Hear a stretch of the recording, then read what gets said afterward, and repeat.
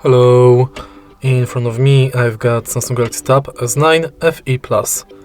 In this video I'll show you how to find and manage display settings. Beginning, let's go to settings and now enter display. Right here we've got all settings for our display.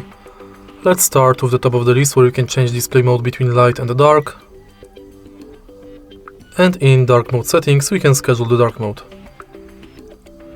Next we can change brightness level of the screen manually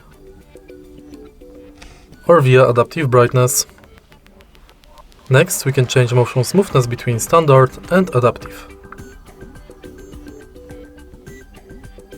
Next we can enable eye comfort shield, schedule it and change its temperature.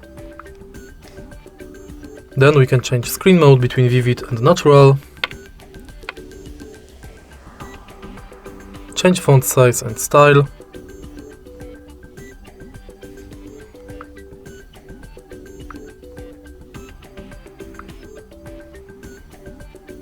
And adjust screen zoom. Next we can change screen timeout between 15 seconds and 30 minutes. Enable or disable smart sidebar, taskbar. Change navigation bar between buttons and swipe gestures. Enable touch sensitivity and set screensaver.